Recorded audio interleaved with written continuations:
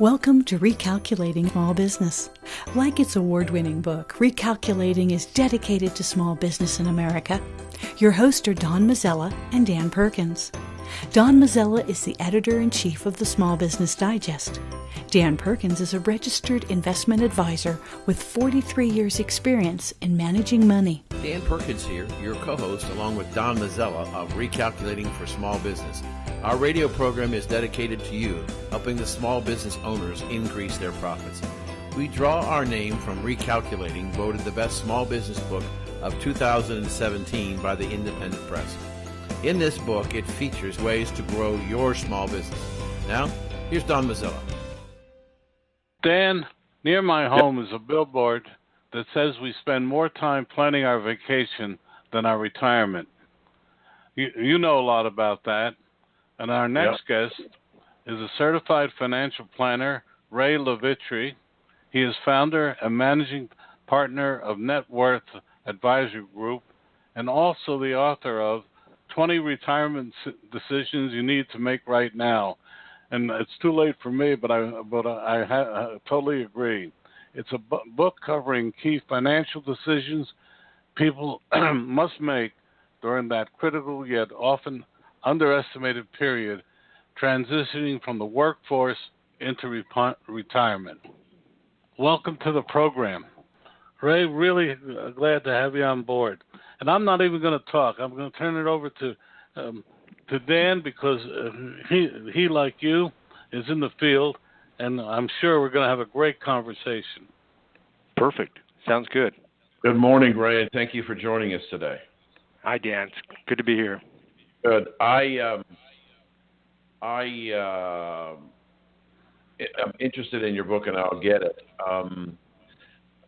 I think retirement is changing for lots of different reasons. Even with the pharmaceuticals of today, we are, as a nation, longer. We have more people over 100 than at any time in our history. I have concerns, though, Ray, that the government, in calculating the retirement distributions for qualified retirement plans, is not keeping up with the increases of life expectancy. And I know, for example, there's a company that I own that just acquired another company which is fighting blood cancer and has had in clinical trials, had tremendous success. I believe we are within a decade or less in curing one of the major killers, whether it's heart disease or cancer or whatever, which is going to have a tremendous impact on longevity and put tremendous pressure on retirement assets that we have acquired. And I'm curious as to what your thoughts are about that. Yeah, I think, first of all, I think that would be awesome if that were to occur, and I think that life expectancy is increasing and will be for the examples you just cited. Lots of companies, expanding things like that. You're right. Social Security wasn't built to handle people living as long as they do now, let alone living longer. In fact, I found a study that said that if we take Social Security and make no changes, that by about the year 2038, Social Security would have to cut benefits by about 25%, and so that's with them not making any, with Congress not making any adjustments. So, and that doesn't even take into account the fact that people could be, by then living even longer than they're living now. So there's definitely some pressure on the governmental programs, but then that obviously puts pressure on our nest eggs as well. And as we plan, we should be thinking in terms of what you just said, and that is, and maybe we shouldn't be planning on our average life expectancy as it is stated today, but maybe we should be tacking on an extra 5 or 6 or 7 years and making sure our nest egg is big enough to handle that. And then when we're in retirement, making sure that we're not withdrawing too much too early, assuming that we're going to not be in retirement very long. The thing that bothers me about the distribution requirements for qualified plans is that if you look at the annual percentage distribution. The government has skewed the schedule to be literally for you to be out of money long for your life expectancy. So we're going to have people that are going to get rid of all of their money at the same time are going to be out of money, and they still may have 10 or 15 years to live. Yeah, that speaks, and I guess that just speaks to to having a financial plan and actually working that into your plan, meaning the government's going to require you, based on current law, to take out a certain amount every year from your retirement account through the required minimum distribution that starts at age 70 and a half. And they're going to, and via their schedule, it very likely will mean you're going to have pulled everything out of your IRA before you've passed away. But if you've done some planning, you'll know that, hey, I pulled it out of the IRA, I can't spend it all. I've got to reinvest some of it somewhere so that once I get past that life expectancy table that the government's using for their planning, if I'm still alive, I'll still have money. Well, I agree with you. I also think that if we look back from the period of time of 2000 to 2008 and 9, the net worth of the American consumer was assaulted 3 times with an average of a 40% decline in value. The stock market, the dot-com bubble in the year 2000, we had the real estate collapse, and so we're thinking about retirement. They don't have money to retire on. They're going to have to continue to work. There are other people like Don and myself who are serial entrepreneurs who will probably never retire because we always got to do something. And so we have two dichotomies, if you will. People who want to retire who can't afford it, and people who never want to retire like Don and myself. I think the latter, people are more like Don and me, are beginning to realize that there's new opportunities even after you retire. Yeah, and I think that's a great comment and statement, and that is I would suggest to a client, I would say, hey, if you like what you do, keep doing it. Stay engaged as long as you can. If you enjoy it, even if you financially don't have to, because likely for the reasons we've talked about, you're going to live a long time, and at some point you won't be able to do all the things you want. So if you enjoy what you're doing, do it, and if you don't enjoy what you're doing and you have the resources, that's when you jump off and retire, and hopefully, find something that will engage you, equally as much as you retire. Ray, this is Don Mazzella. Ray, you have a new book, but you also have some ideas about the critical period when you transition from the workplace to the to retirement. You want to tell us about that? Yeah, well, there's in my book I outline really the 20 decisions you make in that process, and usually it's a process of a couple of years or maybe months leading up to retirement and months going into retirement, and lots of decisions like when to start taking Social Security, how to position your portfolio, which part of the portfolio to start taking withdrawals from, should you pay off your mortgage, what estate planning, strategies should you be using, and on and on and on. But I would say the first thing that people should do is get a financial plan. So go find a financial planner who's a CFP, been in the business for 10, 20 years, who's fee only, so they don't work on commission, and map out, here's where I am, here's where I want to go, and look at all 20 of those decisions really, and then make decisions and develop a strategy that's going to get you from point A to point B. Ray, I'm back on. I don't know if you can hear me better. Yeah. The first time was choppy. Okay. I can hear you. All right. I'm sorry about that. I don't know what the technology problem was, so I apologize for that. I was listening to your discussion with Don. I want to go to a strategy that after 43 years in the business, I just heard about about 3 months ago, really relating to picking the right kind of retirement plan. Okay. And I lucked out, and I have both an IRA and a SEP IRA. And what my tax guy was telling me, since I'm building some new businesses and I'm already past 70 and a half, is that I can't contribute to my IRA, but I can contribute to my SEP IRA income so that I can begin to replace the money that I'm taking out by putting money in from new business ventures in my SEP IRA. And that's going to allow me as somebody working past 70 and a half to get some tax deduction and reinvigorate my retirement account by putting in more assets, which should hopefully give me an opportunity to let it last longer. You have any thoughts about that? Yeah, well, it's it kind of makes light of kind of how screwy the rules are.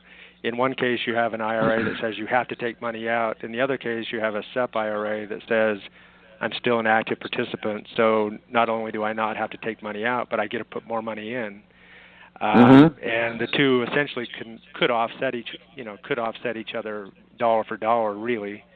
But hopefully, the SEP will allow you to put a lot more money in than you probably have to take out of the IRA, which is net gain to you. So absolutely helps you tax-wise, helps you retirement-wise, build a nest egg. That's nice that you have that option. And some people have that option if they're still at their employer, they have a 401k. They don't have to take money out of that 401k if they're still an active participant. So that's something that's definitely good to know. Right. So if you look at your 20 fellas, decisions. Wait a second. You guys are very knowledgeable, and I'm the poor, uninitiated, probably like a lot of listeners. But what is a STEP IRA, and how does it differ, and who can take it out? Well, go ahead. Go ahead. No, you I was going to say a STEP IRA is just a simplified employee pension plan for self-employed companies. So it's kind of like, call it a mini 401k. And it has slightly different provisions, but it allows a company owner to make contributions into a retirement plan, take deductions for those contributions, make contributions for employees, get deductions for those contributions as well. And then you can and there are some other plans out there that allow employees also to participate and put their own money in and get deductions for those contributions. So, definitely a SEP IRA is somebody who is a business owner with their own business, something that they would want to at least look at. Yeah, and I think Don, I'm sorry? Don, I was going to say, for people like me and you, one of the other advantages of a SEP IRA versus a regular IRA. Regular IRA has a limit of how much money you can put in, somewhere in the neighborhood of $14,000-15,000. SEP IRA allows you, there's a provision that allows SEP IRA participants to put in amount equal to 25% of their gross compensation to a maximum of about $50,000 a year.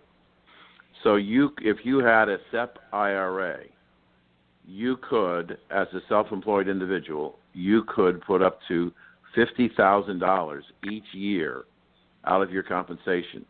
So when you think about $15,000 in a regular IRA, you're talking about almost 3.5 times the amount of contribution and tax deductibility that you can put in any one year. So the SEP IRA gives the small business people, our listeners, a much better flexibility in terms of how much they can put in than a traditional IRA. Ray's correct. It is simply called a simplified employee pension plan. It was designed for small business people who didn't want to have the expense of setting up a defined benefit or defined contribution pension plan, and it's simple. And so it can be done on simple forms and done in a matter of moments, but it has some great tax advantages and contribution benefits.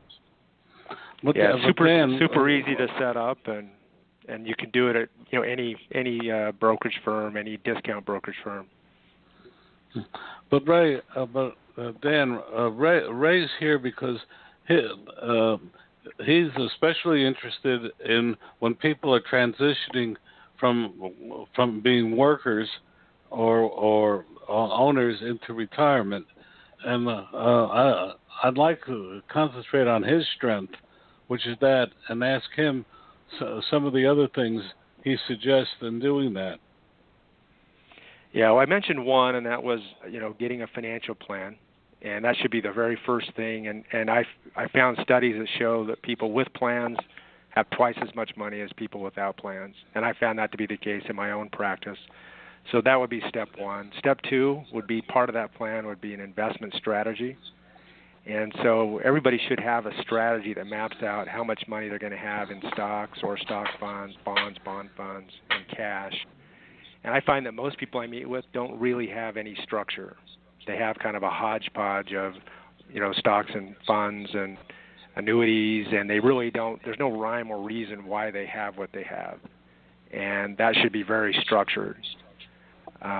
Real easy way to look at that is look at your money and say, okay, money I'm going to spend in the next year to two, that's my cash, maybe my CDs. Money I'm going to spend in next year, say 3 through 10, that's my bond money. And money I'm not going to spend for 10 or more years, that's my stock money. And if you put your money in buckets like that, then even if we have a 2008, you're 10 years away from needing stocks that just had a big drop, or 10 years away, or 10 years to allow those positions to rebound and come back and hopefully provide you a good return. So get a plan and have in that plan a very structured investment strategy would be two great first steps. Dan, we need to stop a moment to hear from one of our sponsors. Want to know more about health savings accounts for your company or yourself? Go to 2hsa.com and get a free employer's primer. Health savings accounts are a cost-effective way of offering health care benefits to your employees and yourself. HSAs build retirement funds for your employees, improve morale, and reduce your health care benefit cost. For a free employer guide to HSAs, go to 2hsa.com. That's 2hsa.com. And Dan, I'll go back to you. So in looking at your 20 retirement decisions that they need to make right now, what do you think is the number one thing? Is it a plan, or is there something else that needs to be done right away? Yeah, well, the plan will dictate kind of everything else, but part of the plan would be, your estate planning. Part of the plan would be, do I still need life insurance now that I'm retired? The answer is probably no. The plan would say, should I pay my mortgage off or not? When should I take Social Security? How much can I withdraw from my portfolio so that I don't run out of money too soon? Those would all be things that would be, again, kind of part of the plan that need to be addressed, but should be addressed in aggregate because they affect they affect each other, so to speak. Yeah, probably part of that plan too is making sure that the products that you purchase are the right kinds of products. I'd steer away from any product that some salesman wants to sell you that has surrender charges. And that means that if you pull your money out, there's a penalty. And typically if there's a surrender charge, there's a big commission up front to the advisor. And usually that comes in the form of annuities or, loaded mutual funds. And so I would say on the product side, once you decide on your strategy, make sure you're buying, no-load products, no-load funds, no-load annuities. And like I said, hopefully at retirement you don't need life insurance because your nest egg is your life insurance at that point. So looking at buying no-load products, if everybody bought no-load products, would the brokerage industry go out of business? They would definitely have to transition for sure. Yeah, I mean the insurance business would really struggle because just about everything they sell is commission based. But there is a no-load equivalent to every commission-based product out there. So if you're just a wise consumer and you can say, hey, I could have this mutual fund as a no-load fund, no fees to buy, no fees to sell, low fees inside the fund, or I could have this one over here with a 5% upfront charge and higher expenses in the fund which would I choose? Well, if it's the very same fund, I'll pick the no-load fund.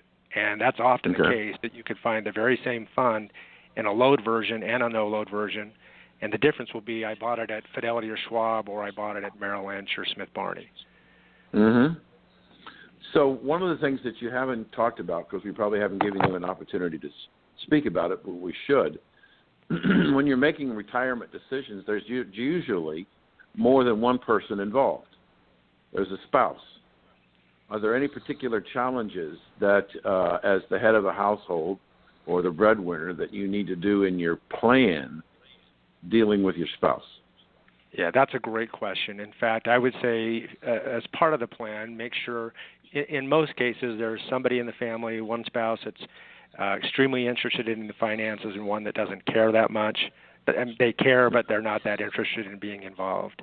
But when you do the plan, both need to be involved. And the spouse who's not that interested just needs to know we have a plan, we have a strategy, and if I ever have to pick up the ball and run, I'll be able to, because that structure is already in place. And so I don't think both have to become pros, but the uninterested spouse needs to become at least aware and know, hey, we're on track, we have a strategy, and I could take over if I had to via the structure. So one of the things that I look at is, which I think is very important, especially as early as possible, as part of a retirement structure, is one of the biggest drainers and spenders of your retirement dollars is healthcare. And so I always look at people from the first thing I do with them is, can they qualify for long-term care insurance? And if they can, long-term care insurance premiums are a hell of a lot cheaper than spending capital to pay $100,000 a year for long-term nursing care out of your retirement assets. How do you feel about long-term care insurance? Yeah, great question. So it's if you buy it when you're 55, 65, you're looking at $3,000 to $5,000 a year in premium in most cases. So it's not tremendous. It won't break the bank for somebody who's been doing some that's prepared. I usually run the analysis and say, hey, let's look at your retirement projections and let's assume that you never have a nursing home expense. Then let's run your analysis and let's assume we have an average nursing home expense. The average nursing home stay is about 2.5 years. And then I run it again and say, what if you had twice the average expense of 5 years? And if that were the case, you would have 5 years of needing to cover expenses for the person in the home and the person who's not in the home. So basically double up on expenses for that period of time. And then the question is, would my nest egg be able to cover both sets of expenses and still be enough for the survivor to their life expectancy? And if the answer is my nest egg is big enough and I'm self-insured, then you would just simply be buying long-term care coverage more for either more inheritance for the kids or more emotional, it feels good to have it, as opposed to I need it financially. So I guess I would look at it and present it as an option of saying, hey, you're self-insured. Here's the only reason you'd buy long-term care. Or you're not self-insured. You really need long-term care. Let's get it as early as we can so the rates are as low as they can be. Yeah, I have clients who could not physically qualify for long-term care, and because they couldn't physically deal with long-term care, it causes you to take a different approach in how you invest the money. Yeah, absolutely, and how fast they spend the money. Mm-hmm. Yeah, the other thing that I'll plug in every once in a while, if I have somebody who's short, we run the analysis, we put in the long-term care expenses, somewhere down the road in retirement, and project out, and it shows if the analysis comes out and says, hey, you're going to run out of money, then we can always step back too and say, well, you know what if we were to put the home equity in the equation? Now the home equity is an available asset at the point of going into a nursing home. Could you now cover the nursing home and still have enough money for the person not in the home? And so that might be for people that can't qualify for long-term care. They might look at their home equity as their long-term care policy. Hey, I don't want to use it if I don't have to, but if I have to, it's sitting there and I could get to it if I needed to. Right. This is fascinating, fellows. We'll keep on going. Do. How much time do we have? We have about 5 more minutes, and okay. I'd like to hear another one of Ray's strategies. Sure. Okay. Well, yeah, great. I was just thinking, and I've had this come up just recently, but what to do with with a mortgage at retirement. So a lot of people are entering retirement. They still have a mortgage, but now they have access to their 401k plan money. And the question is, should I take my, let's say, $100,000 from my 401k and pay off the remaining $100,000 balance on my mortgage?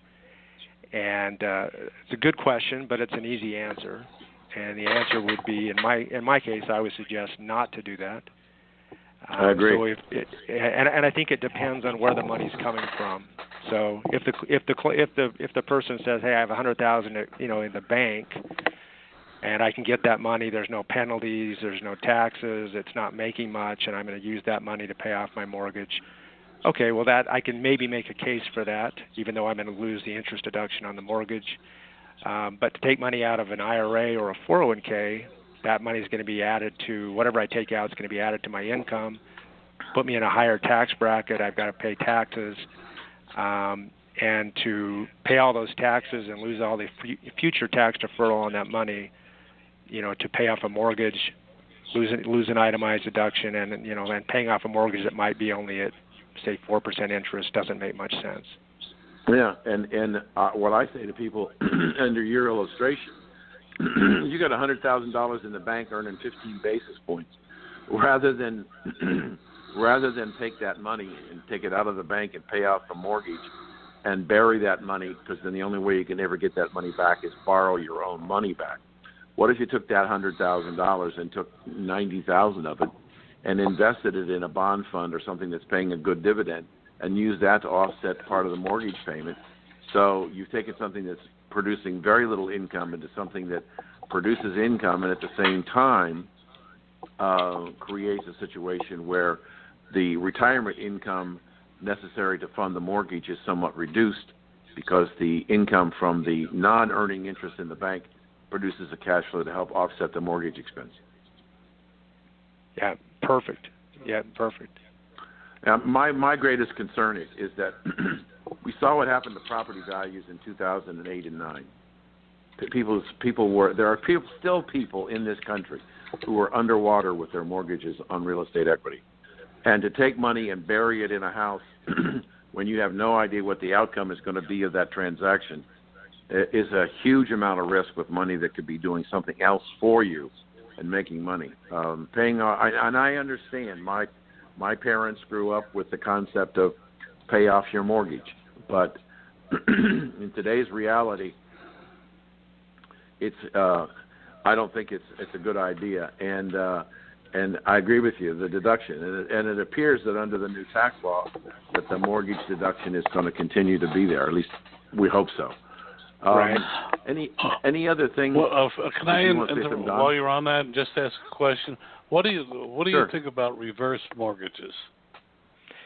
Yeah, I think that reverse mortgages are what you'd use when you have no other options, is my personal take on reverse mortgages. So it's that scenario of I depleted my investment assets, I'm down to Social Security, maybe if I'm lucky I have a pension, and I have no other assets but my home, and we're not able to make it, so I've got to dip into my home equity via home equity line, or I have no long-term care insurance. We now need help with that expense because one of us is in a nursing home. Now, that would be one way you could tap into that home equity and, cover that expense would be, via the reverse mortgage. So it's not my first line of defense, but I think home equity is a viable asset. There's no reason that it can't be used if you need it during your retirement. Let's clarify a point. Home equity can be construed as a product, a home equity loan, or it can be defined as the amount of equity that you have in a house. And so a home equity loan can access that. You have to pay for it. a reverse mortgage, as Don is asking, is another way to access the equity in your house, but not without any payments of interest. So just make that clarification of when you're using the term home equity. It can mean several different things. Sure. And in this case, how can I tap the equity in my house? That's a product that allows me to do so. Right.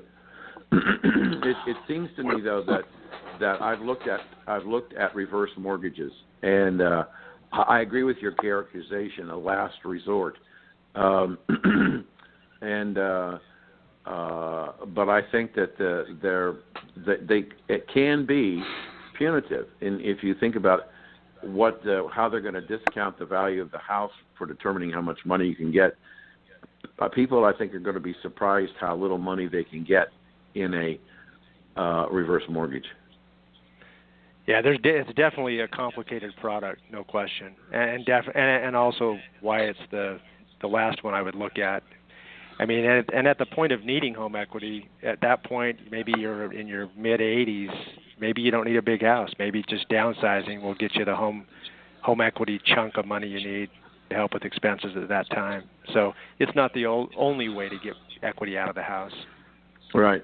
No, I think that's a great idea. Looking at assisted living or independent care facilities may be expensive, but not as expensive as having to pay for reverse mortgages and what it means to you. And the real problem is with the reverse mortgage. So you're in a nursing home and you have a problem where it's extended stay, and now all of a sudden you spent all of the reverse mortgage. Now where do you go? And it's right. That's the problem, which I agree with your characterization.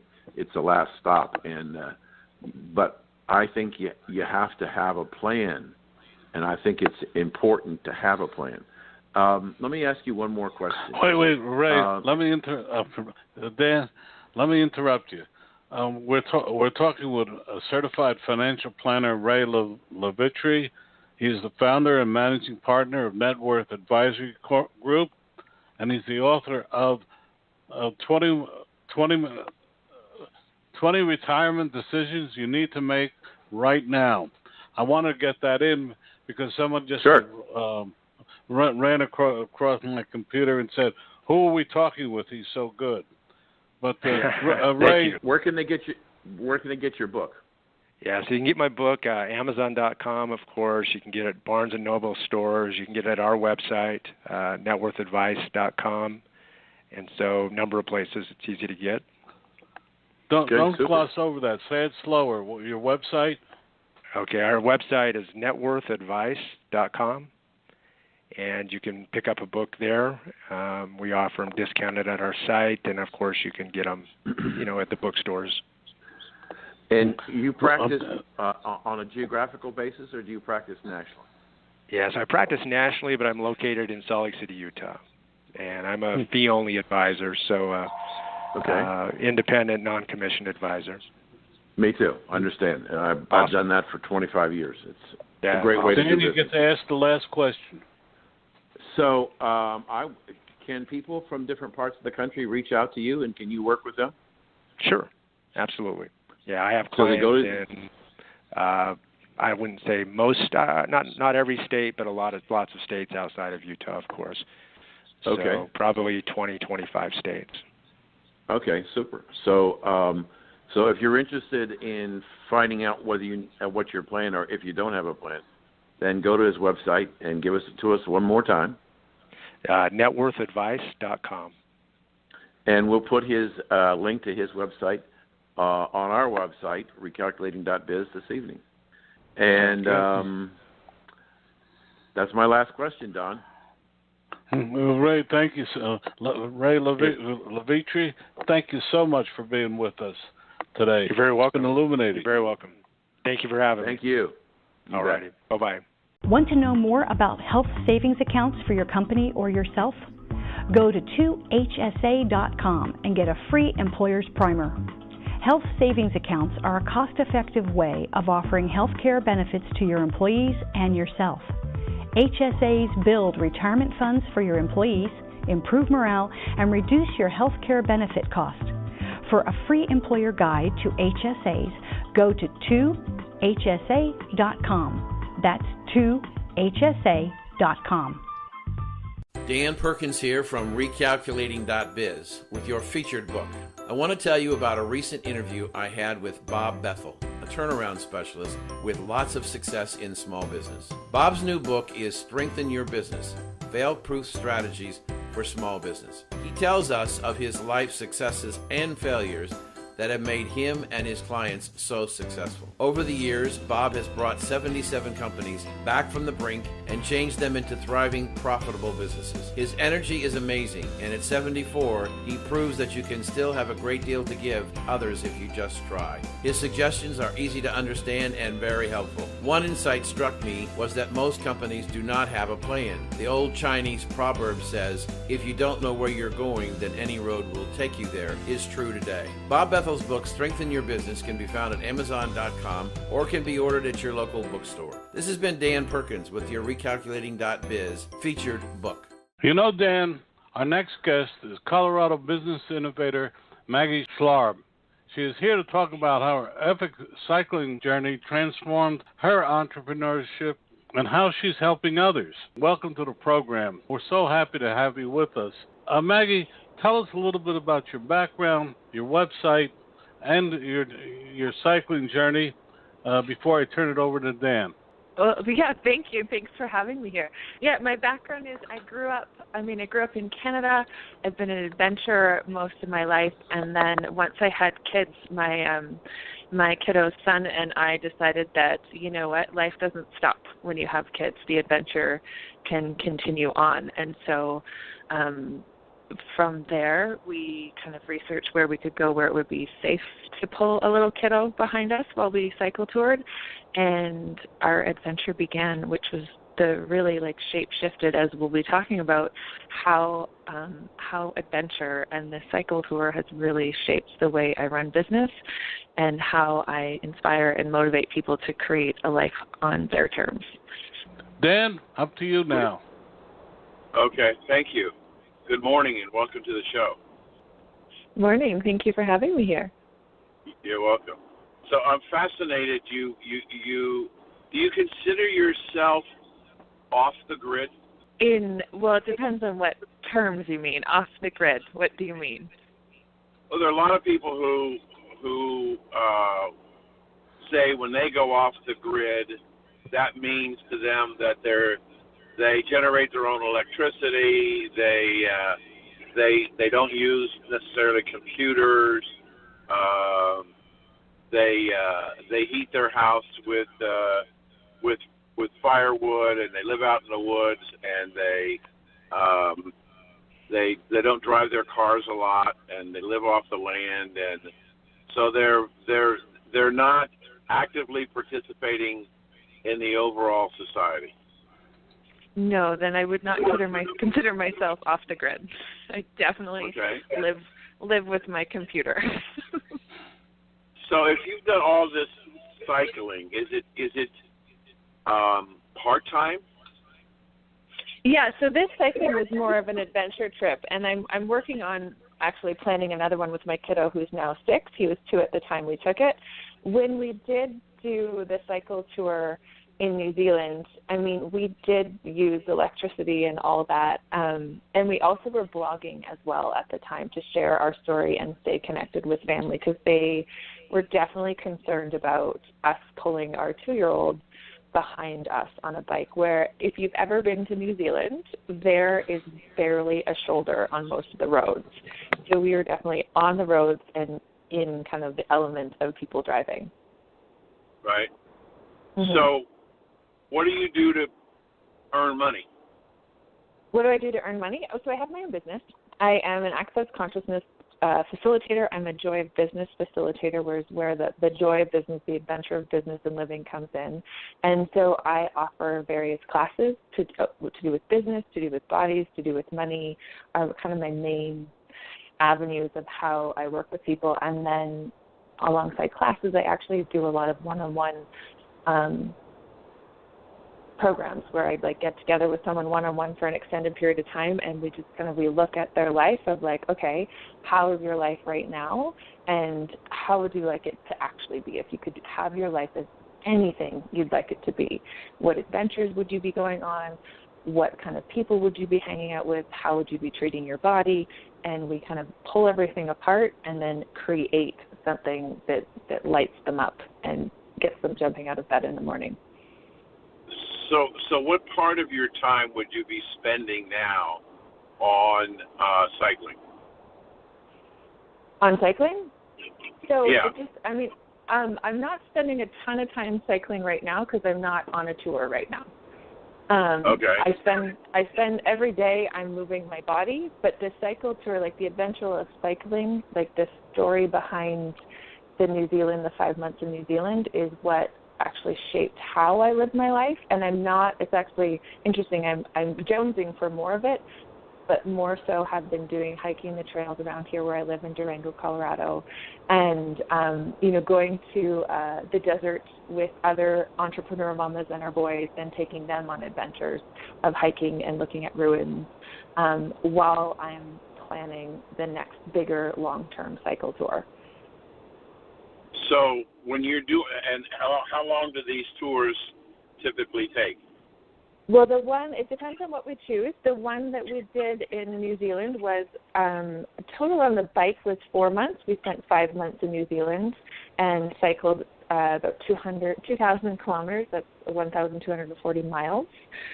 We didn't cycle every day, but most days we were on the bike from anywhere from, when we were on the bike, we were on the bike from anywhere from 2 hours, and our longest day was 8 hours, which was quite a big day for us. When you take a tour like you just talked about, are you taking time off to meet with clients or prospects to talk about what you can do for them, or are you totally engulfed in just the tour? I was engulfed in the tour.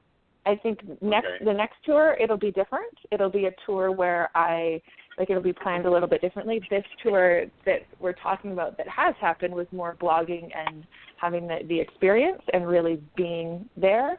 And the next tour will be more, and it's still in the creation phase of it, will be more cycling, doing some business, offering a class, and then hopping on the bikes again and going. It'll be quite an adventure to include all of that. Yeah. So the way in the past, your downtime is where you make your money in order to be able to pay for your 5-month-long tours. Exactly. Yeah. Okay. And then being on the bike. Go ahead. No, you first. You're the guest. Oh, thank you. I was just going to say, being on the bike, it's really like when we're out on the bike and touring, it's like all we need is food and shelter. Right, and some water. And so we live, it's pretty frugal, and that might have changed, going to some fun, fancy restaurants will be in the future tours, but really we would camp, and we had everything we required on us at that time. So in our bags, there was just all the clothes we needed. There was one outfit that would be something that we would go out to something fancy, and everything else was with us. It's a very frugal way to travel. Don? You know, Dan. I happen to think outside of America, New Zealand is the finest country in the world. But I have a couple of questions, Maggie. The first one is: did you do this just you and your son, or did you have a companion? I had a companion. So I call him my husband. He was my husband at the time. So we went as a family, yeah. Well, that sounds like a fun and a half.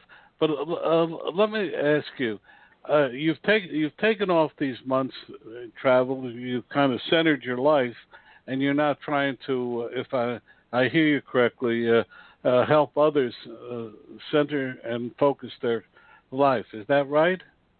That's correct. Okay. Are you going to write a book about it?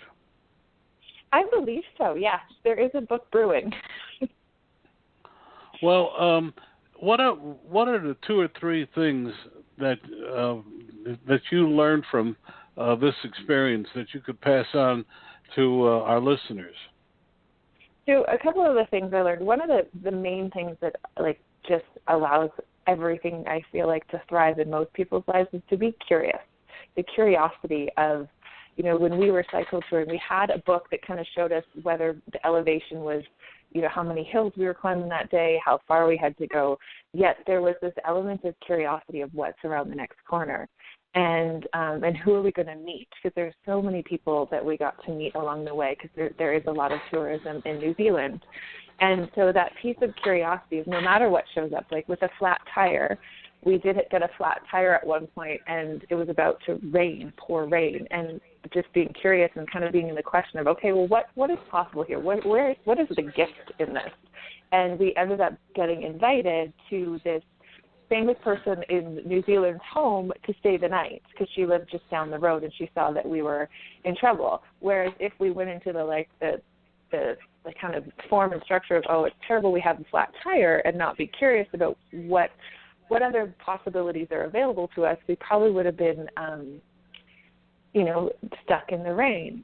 But being curious, what's next? Okay, where's the joy in this? Where's the joy in a flat tire, right? Because oftentimes we'll get a flat tire, and whatever that may be out in your life, we'll start to go into the woe is me. But if you get curious, okay, well, what else? What else? Things can show up far greater. So same thing, every corner we took, every little, dip in the road or adventure along the way, getting curious is my number one way. I am always inviting people to get curious about what's really going on and what is really possible. And another thing is really to increase your awareness of what is going on around you. And so how I did that, I used to play a game with myself while I was on the bike, because some of the roads were long and there weren't a lot of cars, but I also I had my kiddo pulling him behind me. So I had this heightened awareness of, I have to keep my kid safe. And so I would play this game of guessing without looking, trying to guess by the sound, like the rumble or the intensity of the sound of the car, of what vehicles were coming next. Like if it was a logging truck, if it was a motorcycle, it was that. So I developed this awareness of listening, right, hearing what was coming and being able to guess what was there. So in business and life, it's like having that heightened awareness of being prepared for what's coming. That's another piece of really being prepared, tuning into your, the sight, the sound, the smell, everything that you can be aware of, so that you're ready to shift and move when required. So when I heard the logging trucks, I definitely moved over even more so, even if that meant I had to kind of pull off the road to keep my kiddo safe. And the other, if you want, the third piece to look at is the self-empowerment piece. Because when we started our adventures in New Zealand, I wasn't confident. I was concerned. I was like, what the heck am I doing in a different country, pulling my kid behind me, and not feeling like the strength at which I'd wanted to on the bike in the beginning. And it was kind of scary, right? And so I just developed that self-empowerment piece of knowing that each pedal got me then a little bit further, and knowing that coming back to, I chose this. I want to be here, and I want to complete this whole. We circumnavigated the South Island. So, one foot in front of the other, one wheel spin after the other, to keep going and have the confidence and have the tools to self-empower oneself to keep going in the direction of their dreams, so to say. So there's 3 for you. I could keep going, but there's 3 for you. Good. Thank you. If you think about your adventures, when you're going to a country as beautiful as New Zealand, it's easy to get. I spent some time in the inner part of Australia and the Blue Forest and along the Coral Sea. It's just beautiful country, and sometimes it's easy to get lost intellectually, stimulating, and that the area around you is so overwhelming You're not necessarily seeing it all. But I wonder if there's a book in your future, if on your next cycling tour, it might be interesting to take with you a small recorder, and when you're on the bike, just turn it on and record whatever it is you say or see to yourself or to your child. And so when you, at the end of the day, you play back and listen to what you had to say, you may discover things that you didn't realize that were there because of the limitations of our memory. But the audio sound of your description triggers a memory, so that at some point in time in the future, you want to write a book, you've got that audio memory. Absolutely. I think you nailed it, because the amount of things I wrote in my head when I was cycling this last adventure was phenomenal. So I think you've nailed it. I will be bringing a recorder with me next time. Yeah, I mean, you also pick up the sounds of the environment that you're in. Were you a cyclist before you had a child? No, I was not. I was a runner. You were a runner. Yeah. And what was it? The child that caused you to switch from running to cycling, or were you a cyclist before you had a child? Well, no. I mean, I did like to go biking when I was a kiddo, but nothing like extensive, like a tour. Running, my body just it just wasn't feeling so great anymore running, and so after having a kiddo, it was more hiking and having him on my body while hiking. So running with a kid on your body is not fun, and for me, running with a stroller was not fun. So it turned into hiking, and then as he got old enough, we used the chariot. So having the chariot to pull behind allowed us to go further distances. So it just allowed for more mobility, the cycling, with having a kiddo. And so now with the next tour, this is part of what I'm navigating, is he'll be biking part of it, whether he likes it or not. As I said before the show, I live on Sanibel Island, Florida, and we have those little cabooses. But most of the time, it's older people taking their dogs around as opposed to grandchildren. Occasionally you'll see that, but mostly dogs. So, yeah. What is the greatest discovery? What's the one thing that you learned about yourself and life as a result of these journeys? One of the things I learned about myself that has changed, like it was a kind of eye-opening, was that I tended to be done before something was done. So like even with a project, and this has changed, thank goodness, but even with a project or whatnot, I would be done before it's done, because I'm like, okay, I'm done. And so I noticed this on the cycle tour when we were out there, that about 2 weeks before we were done, I was like, I'm just done. I didn't want to bike anymore. I didn't want to keep on the adventure. I just wanted to be done. And so in that, there wasn't really a choice. We were on our bikes and we needed to get back to Christchurch. And we weren't willing to, all in all, we weren't willing to hop on a bus and take the bus the rest of the way. So one of those things was just to keep going and not be done before I'm done, if that makes sense. They're kind of like, I'm over it. You've been right? talking to my wife. She says about me all the time. Maybe you should go I'm done before I'm done. Yeah. And I'm not sure, like, I wonder if that is partly because I don't want it to be over, but then I want it to be over so I have the control, right? And that's the other piece, is the letting go of the control, because you can't control when you have a flat tire. You can't control if you're, actually, a kiddo only got sick, I think, once, but you can't control that. So the other piece is to really let go and really be in the flow, because when you're in the flow of things, that's where the magic happens. Do you find, as you travel, do people look at you strangely, or are they welcoming? What are the people's reaction to you and your towing your child in a caboose? Most people were pretty excited, really impressed that here we were out for months, right? Whether we're at the beginning of our journey or near the end, they're like either looking at, wow, you're out here for months, or wow, you've been out here for months.